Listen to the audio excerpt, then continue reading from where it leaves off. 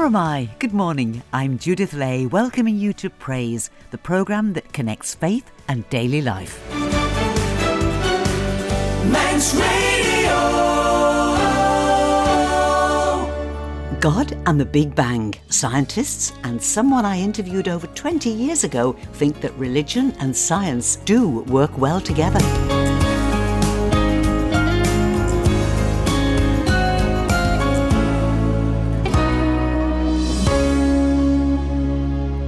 This morning we're going to be talking about creation, so I thought we'd start with a celebration of all things bright and beautiful, the setting of those familiar words from the pen of John Rutter, performed by the Cambridge Singers.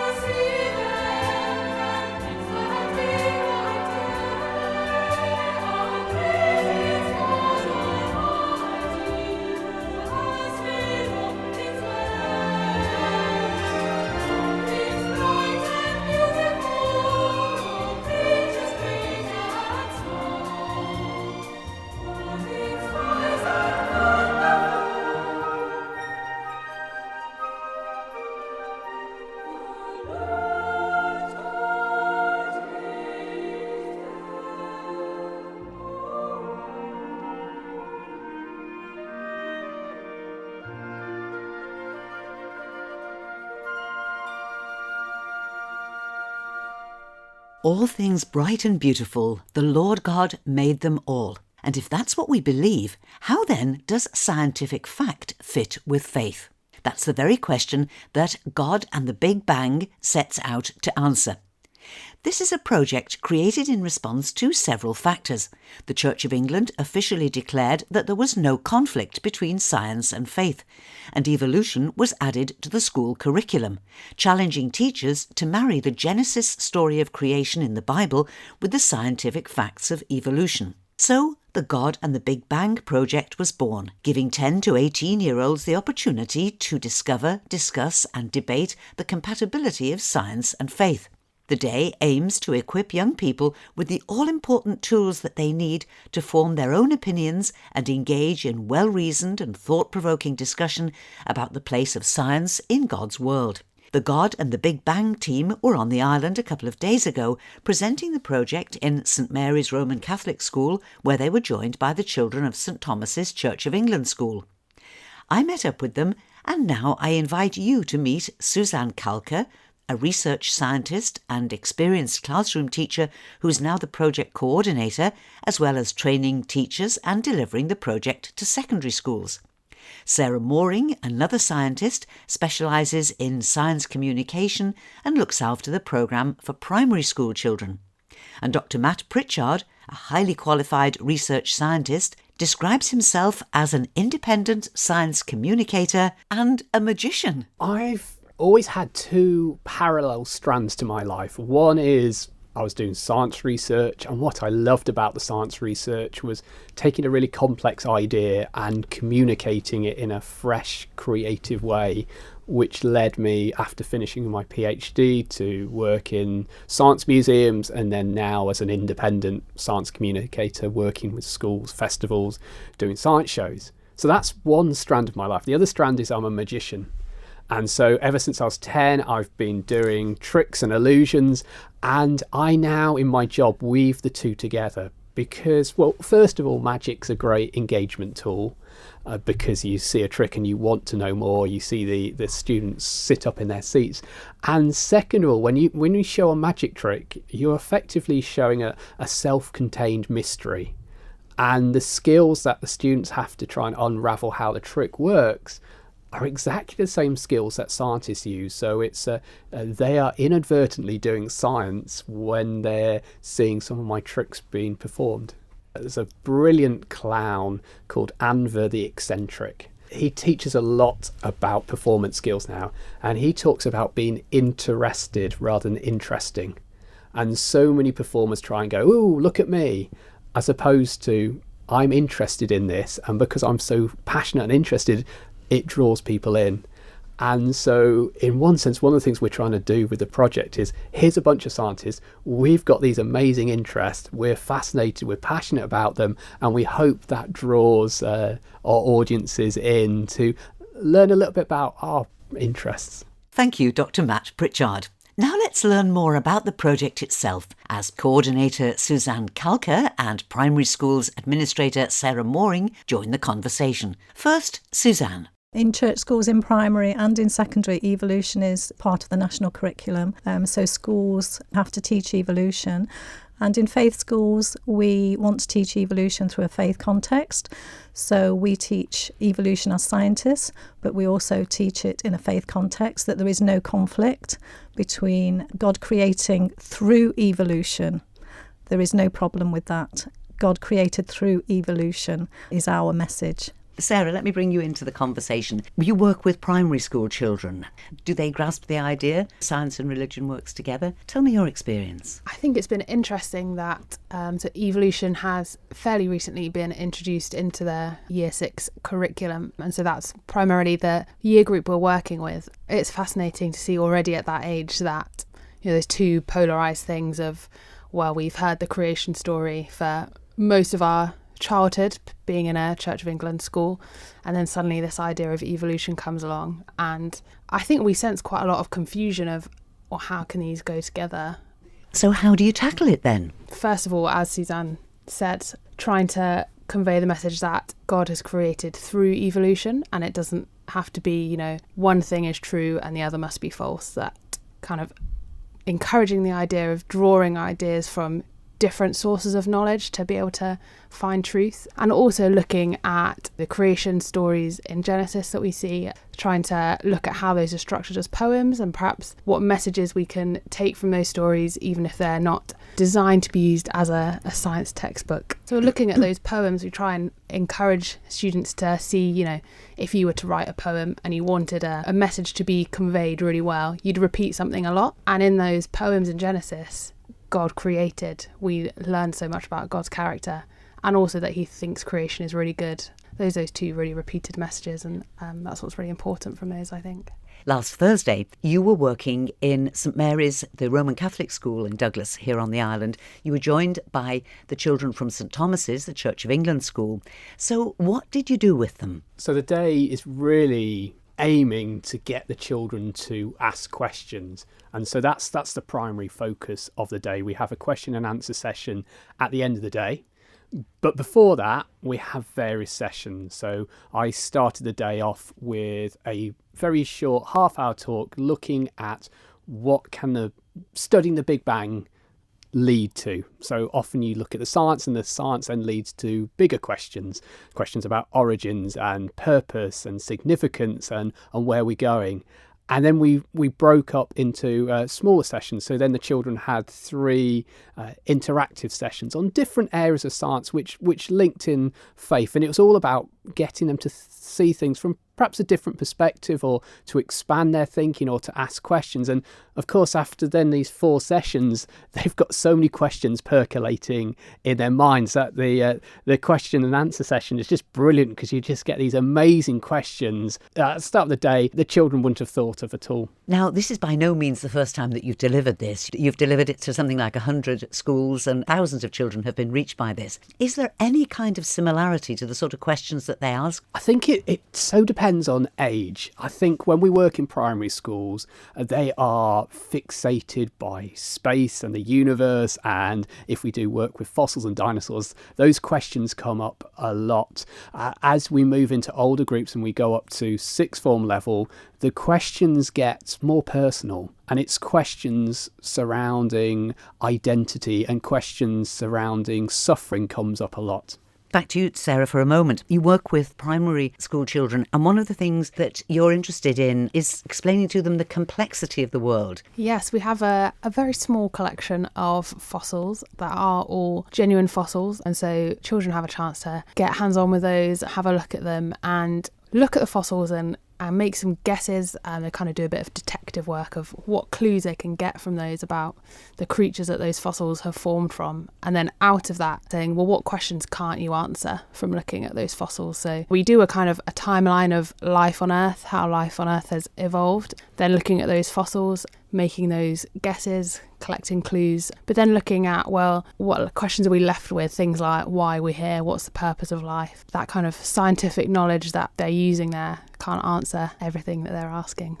Children like mystery, don't they? One of the keys to good teaching is to introduce mystery, but not a vast mystery. You want it to feel somewhat manageable. I think you can easily get overwhelmed when you just realise, I don't know this, and at that point often people just turn away and cease to engage with it. One of the things I do is talk about how special the earth is, how finely tuned the earth is for life. So one of the workshops I do with primary children is about light, and we get to make little rainbows and look at rainbows through glasses and create an instant rainbow that they can think about light and how special light is. One of the first verses in Genesis is that God created light, and I was a research scientist and I worked with light for many years, and it's wonderful for me to be able to say to them, I understand all the science of light. The science of light is incredible, but also God created light, and I believe that as much as I believe the science of light.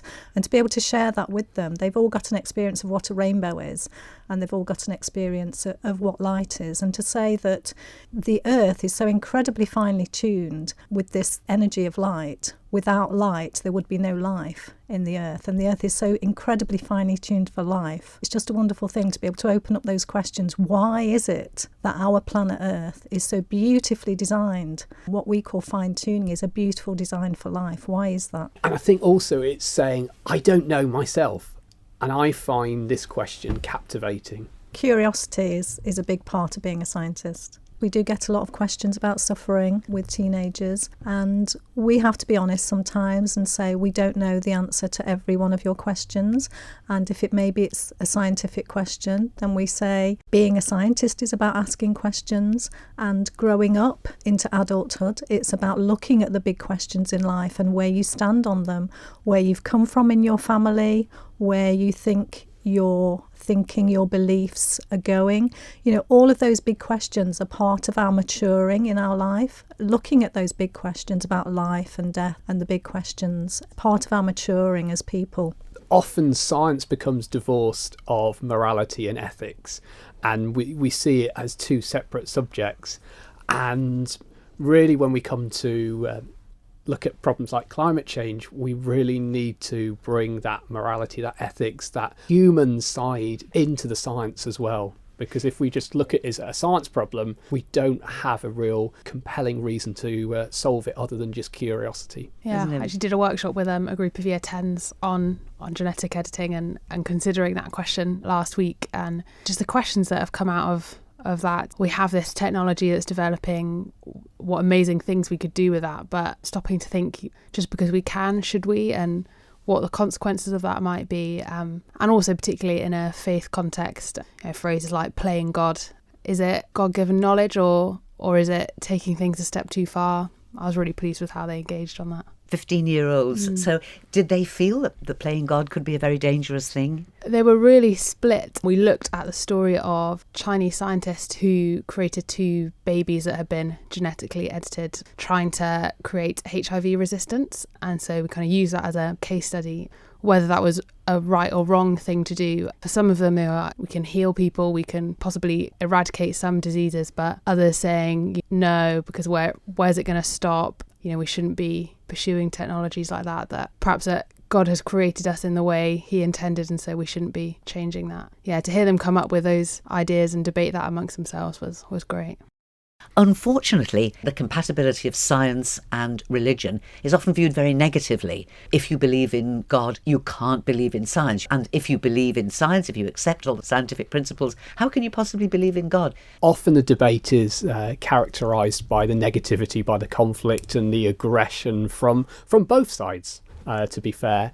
And I think one of the things this project is trying to do is that let's look at some of the positive things of what happens when you get these 2 subjects and effectively you put them together, mash them up and say, what can science teach you about your faith, and what can faith teach you about your science, and focus on the good things that are coming out. And in most cases, me as a scientist and me as someone as faith, there's 95% where everything overlaps and everything reinforces and encourages the other. There's just that 5% area where there's a bit of doubt or questioning going on, and so much of the debate focuses on that 5% and not the 95%. I think so much of what we focus on is asking questions, and as Matt said, that kind of 5% of questioning, trying to make that a really positive thing. One thing I like to talk about is that I came from a non-faith background.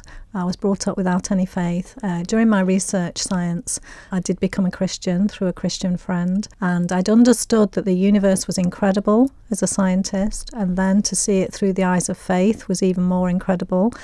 And one thing I've learned recently is that 75% of Nobel Prize winners in chemistry and physics, which is my field, chemistry and physics, 75% of them roughly are people of faith, and the vast majority of those people are Christians. So for me, I would sum it up by saying science points towards God, not away. You look at the incredible universe and you just have to say, wow, what an incredible universe, and for me, what an incredible God behind it. I think one of the reasons we do this project is we can discuss it, but let's actually enjoy the world and see the best in it.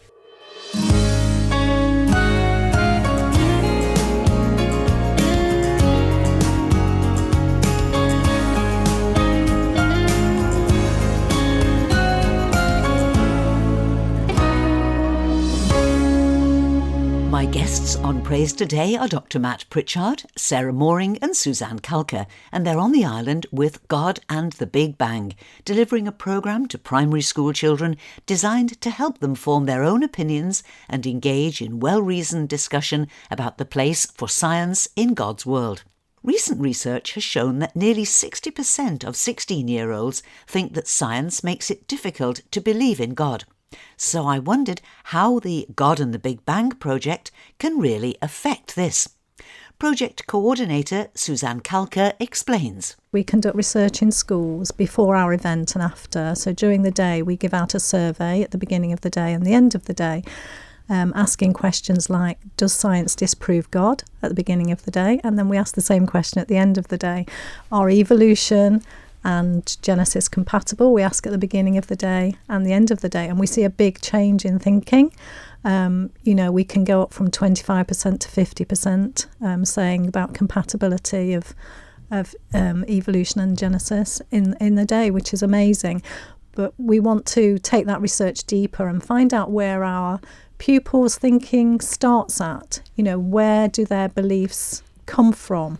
If they believe that evolution and Genesis are incompatible, where did that belief come from? We want to go further back and see why they have those beliefs to start with. And also, you are meeting young people from all manner of different ethnic backgrounds. Yes. So all this has got to be taken into consideration, hasn't it? Yeah, I think one of the great strengths of Genesis is that it's upheld by the Jewish faith, the Christian faith, the Muslim faith. And some of the first words in Genesis are saying that the universe had a beginning from nothing. And if we look at the Big Bang Theory, that's exactly what the Big Bang Theory says. The universe had a beginning from nothing. And the most eminent atheist scientists would say the Big Bang Theory is the best theory to fit the evidence. So Genesis, written thousands of years ago, that's upheld by Muslims, by Jews, by Christians, fits with the Big Bang Theory. And finally, I wondered how developing and presenting this project had affected their own faith. I was a secondary science teacher for many years, and I thought it was a great privilege. Students obviously value their teachers, and it was wonderful to be able to have some input into their lives. But I was always slightly frustrated that I didn't get to share any of my faith. And for me, this has been a wonderful opportunity to share my faith as well. And for me, it reminds me of the call by Jesus to his disciples when he said, "You are fishermen, and I want you to be fishers of men. I want you to draw people to me through your talent." And for me, it's been a call to draw students, using my talent in science to draw them closer to God. So that is an amazing privilege for me. Standing in front of an audience of pupils week in, week out, trying to answer their really big, really complex, really deep questions, inevitably is going to challenge both my thinking and my faith as well. And so I've grown through that. I think faith that hasn't been tested isn't really faith at all. Thank you to members of the God and the Big Bang Project, Suzanne Kalka, Sarah Moring and Dr. Matt Pritchard. And now let's delve into my programme archive and listen to part of an interview I recorded well over 20 years ago when I had the privilege of meeting Rev'd Dr John Polkinghorne, a man described as the finest British theologian and scientist of our time and a leading voice on the relationship between science and religion. Brought up in a Christian household, John Polkinghorne spent 30 years developing his career as a gifted physicist and latterly president of Queen's College, Cambridge, a position he resigned in 1996 in order to train and be ordained priest in the Anglican Church. He was knighted in 1997 and in 2002 received the £1 million Templeton Prize, awarded for an exceptional contribution to affirming life's spiritual dimension. During his brief visit to the island all those years ago, it was this very subject, the compatibility of science and faith, that he spoke about. Well, I think they reconcile because they're both concerned with the search for truth about the world, and religion is concerned with a deeper truth, perhaps, than science is concerned with. My God is the one who created this world, holds it in being, and I think that we see something of his mind and something of his purpose in the beautiful patterns that science discovers in the physical world. But God is more than that. My God is the one who has made himself known in Jesus Christ. It's a very exciting Christian idea that God, who's so difficult to think about, has made himself known by living the life of a man in Jesus Christ. If we want to know what God is like, we look to the life of Christ. That's my God, the God and Father of our Lord Jesus Christ. Am I right in thinking that you see the world as very orderly? Everything has an explanation, everything has a cause and a fixed effect. How do you reconcile that orderly world with the great leap of faith that it needs to believe in something that we can't see, that we can't explain? Well, the world is certainly orderly, but not to the point of being absolutely rigid and clockwork. We're not sort of trams running along fixed lines, and we know that ourselves, I think, because we know we have choices about things. We decide to do things. And 20th century science has found that the physical world, though it has an order and a pattern to it, it is not so tightly ordered that nothing new can happen. And I find that an exciting insight about the world. And that's how we're able to act in it, in my view, and that's also, I think, how God acts in the world. Often in the face of great tragedies, people will say, how could God let this happen? The problem of suffering is a very deep problem, and I wouldn't want to suggest there is some very easy answer to it. There are lots of mysteries and painful perplexities about suffering. But I think, you see, that God allows the world to be itself. The world is not a sort of puppet theatre in which God pulls every string and makes everything happen. He allows us to make our own decisions. He allows the world to be itself. And we've learned, for example, that exactly the same physical processes that enable new forms of life to come about, cells to change and create new forms of life, if you're going to have those processes, you're also going to have similar processes which will enable some cells to change and become malignant, to become a source of cancer. So I don't think you can have a world that is both fruitful, having new things, new life occurring in it, without the necessary cost of sometimes things going wrong, like disease and disaster. I think that God has a purpose in the world. I don't think it's an accident that beings like ourselves, who are self-conscious, who are able to know God and to worship Him, I don't think it's an accident that we've arrived on the scene. I don't think that God has an absolutely detailed plan. I don't think He decided, for example, right from the start that human beings were going to have 5 fingers. I think that's just something that happens to have happened in that sort of way. So if you think of the story of creation as being like a piece of music, it's not like the performance of a fixed score that somebody has written out, so all the notes are there and you've just got to play them whether you like them or not. It's much more like a sort of jazz improvisation in which God allows the world to do its thing and interacts with it and seeks always to bring good out of sad things that happen. But it isn't a fixed story absolutely from the start. The Bible's very important to me, and it's when you read something that's important, you've got to figure out what it is you're reading. We know, for example, that if you read poetry, it's different from reading prose. When Robert Burns says, "My love is like a red, red rose," he doesn't mean that his girlfriend has green leaves and prickles. And we know that because we know it's poetry and it's not prose. Now, when we read the beginning of the Bible, we read the first 2 chapters of Genesis, they're not there, I think, they're not there to give a sort of scientific description of how things happen. They're there to give a religious answer of why things happened. And what they say to us is that everything there is in the world exists because God wills it to be so. God said, "Let there be." So I don't think I have to choose between what Genesis tells me, that God wills the world to be, and what my science tells me about the story of the Big Bang and the fascinating history of the 15,000 million years of the universe's lifetime. I need both of them if I understand what's going on. I don't have to choose. Basically, science is asking the question, how things happen, and religion is asking the question, why do things happen? Now, we're perfectly familiar with the idea that you can ask and answer both of those questions about the same thing. You come into my kitchen, say, the kettle is boiling. I act as a scientist. I say the kettle is boiling because the gas is burning. The burning gas heats the water. I give you the scientific story of how it comes about. I can then take off my science hat and say, the kettle's boiling because I want to make a cup of tea. Would you like to have one? That's an answer in terms of why. What's the purpose behind it? And both of those things are true. And if you're to truly understand what's going on in my kitchen, I guess you need both stories. We need science to tell us how the world works. We need religion to tell us the deeper and, I think, more interesting question of why the world is the way it is and what's really going on. Faith isn't a question of shutting your eyes and gritting your teeth and believing impossible things. It's the search for the deepest possible truth about the world. And I'm always trying to persuade my scientific friends that I have reasons for my religious belief. It isn't just that the church has told me or the Bible's told me I've got to believe this. I have reasons for thinking it's actually true. Not without puzzles, of course. I don't say I understand everything. Of course I don't. But I do think they have things to tell each other. Science tells religion what the very interesting and fruitful history of the world in which we live has been. Religion tells science what is the meaning behind that history, what is the nature of being a human being. It deals with questions like, do we have a destiny beyond our death, for example? We all know we're going to die. In fact, the universe is going to die one day. But religion tells me, and I believe it, it tells me that God will not be conquered by death, that He will have a purpose for you and me and for all His creation, even beyond our eventual death.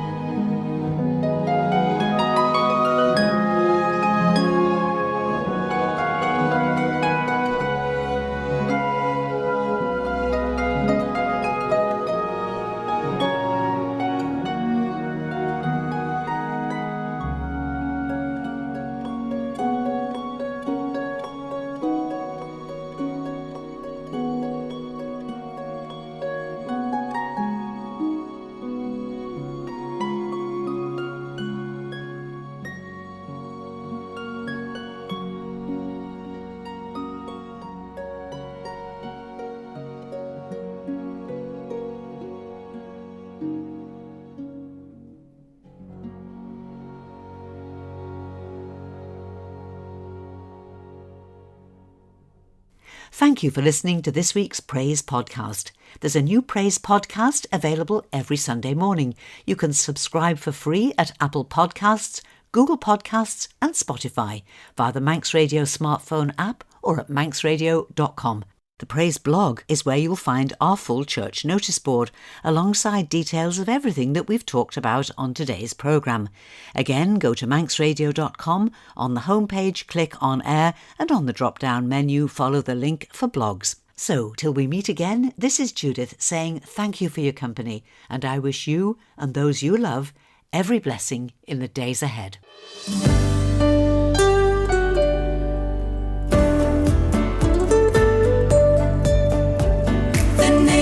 Station